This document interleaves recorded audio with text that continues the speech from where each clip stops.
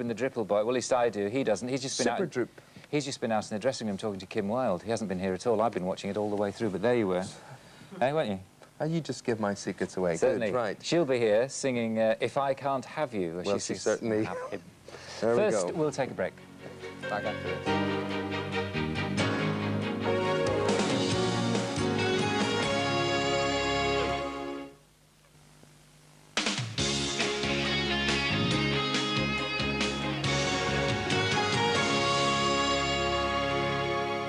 Okay, now, Yvonne Elliman originally had a hit with today's pop video. It was taken from the film Saturday Night Fever, and Kim Wilde looks like having another hit with her 90s remix of this classic disco track. Much to Mr. Holmes's delight, we'll be chatting to Kim Wilde in the studio after the news, but first, here she is with her If I Can't Have You.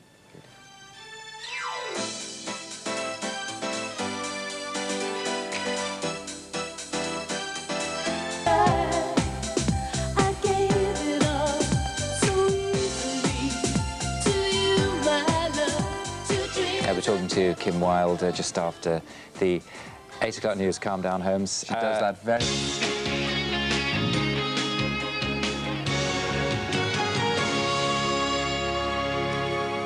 Right, very good morning to you. It's 8:15. You're watching GMTV. Welcome back. Now, whether you're in your 20s, your 40s, your 50s, your 60s, you will probably know the music of the Wilde family. Marty Wilde was in the charts decades before his daughter Kim. We'll be talking to Kim about her latest single in just a moment. But first, a little walk down memory lane. Each time we have a quarrel, it almost breaks my heart, 'cause I am so afraid that we will have to part. Each night I ask the stars up above, why must I be a teenager in love? If I can't have you, I don't want nobody, baby. If I can't have you, if I can't have you, I don't want nobody, baby. If I can't have you,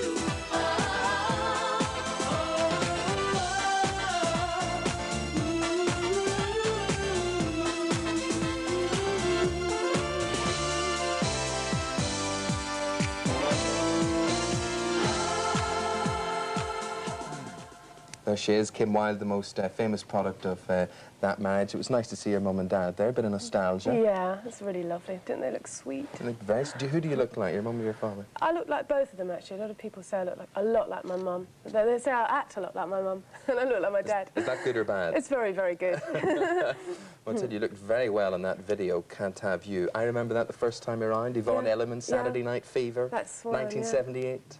Yeah, I remember it the first time around. It was great, wasn't it? Whatever happened to her? I really don't know, actually. Good question. Yeah. I have to find out about that one. Why that one? Why did you choose Can't Have You?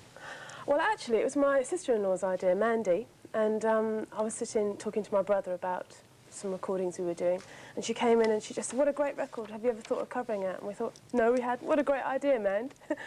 Why don't you sort of go and become head of A&R at MCA Records? It would be a really good idea. So, great idea, Mandy, well done. Right, well, I reckon that one will make it onto your greatest hits compilation. You must be putting one of those together. Well, yeah, the greatest hits comes out in September, and this is a prelude to it, and then we're going to release another single in August. Yeah. Are those going to be greatest hits of yours or greatest hits of those other people's that you particularly like that one? They're all mine, yeah, apart from Hanging On, which we covered a number of years ago. Tell you what, she's had plenty of them. You've had 24 in 12 years. That's 2 a year. That's not a bad average. Not bad, yeah. I think we're going to put 14 tracks on, and so everything from Kids in America right through to recently, you know, You Came and stuff like that. What would your favourite be? Well, I love a lot of the stuff we did on the Close album, which had You Came, and I really loved Never Trust a Stranger. It had a lot of attitude and guitar, and it's really good fun to sing.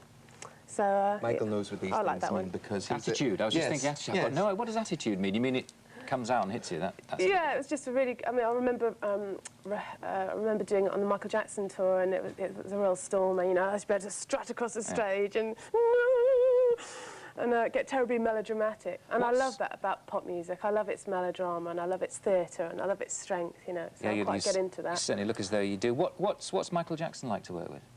Well, he was great. I mean, he was a wonderful performer, obviously, to watch. I mean, you know, we weren't exactly down the bar having a jar at the end of the day, but I felt very grateful, really, to get that tour, because we were actually contracted to do 50 and ended up doing 35 shows with him. So, so it was a turning point for my career as well. You know, it really sort of shaped me up and basically really got my act together. I had to, you know, because I was performing in front of thousands of people. Yeah, it's a privilege. The act. Yeah. The other thing that comes out and hits when you're you. working with greatness. With greatness. Yes, with greatness. It sort of rubs off. Rubs off, yeah. Doesn't it, really?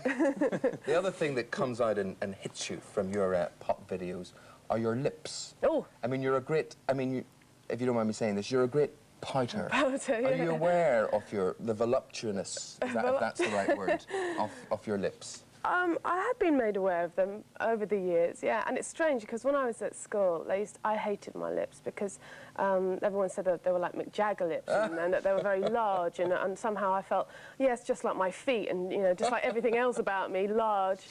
And it's just been over the years that I've been able to sort of actually think, actually, they're quite good, really, and you're make a good the most pouter. of them. Do you practice pouting? I don't.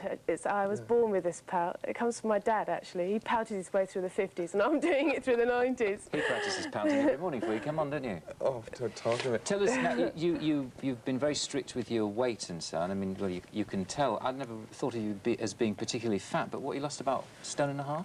Yeah, I mean, actually, most of it had to do with exercise. I just didn't exercise at all during my 20s. And I think I was brought up in the generation that just missed that sort of keep fit. I don't know what you're going to say about yourselves. This is going to be close to the bone, isn't it? Two Atlas figures we are. I was just preempting what you were going to say, but anyway. No. Anyway, I was sort of brought up in a generation just missed that sort of keep fit sort of regime, and I kind of got in on the end of it. Started a few years ago, and it's really turned things around. I know what you're talking about because I remember you as a child when I was at school. You and I are the same era, same age and whatever. I'm going to talk to you about surviving and, you know, in this rat race and whatever. The other thing, if I was you, just a word of advice, I would go and get a tan. I mean, you're looking a wee bit... pale? Wee bit pale, a wee bit anemic, you know, so... Yes, it's sad, isn't it? It is, but there we go. Kim, stay with us this morning. Sorry to break up these lovers. After the break, Claire Catford. Can you not be interested in people? Can you not? Human interest stories? I feel like a gooseberry. Claire Catford ships through our postbag. Stay with us. North Wales, Sally and the gang out there. The stars are just falling out of the heavens here today. We've got David Essex and Kim Wilde back here in studio, and you two go back a bit. There's a family connection. How did you first meet? Do you remember meeting me when I was a kid? I don't. I should. Do you remember you were in that film? Was it Stardust? Stardust. And I came on the set. My dad brought me on the set, and I remember he sort of brought David. That's when I was so overwhelmed.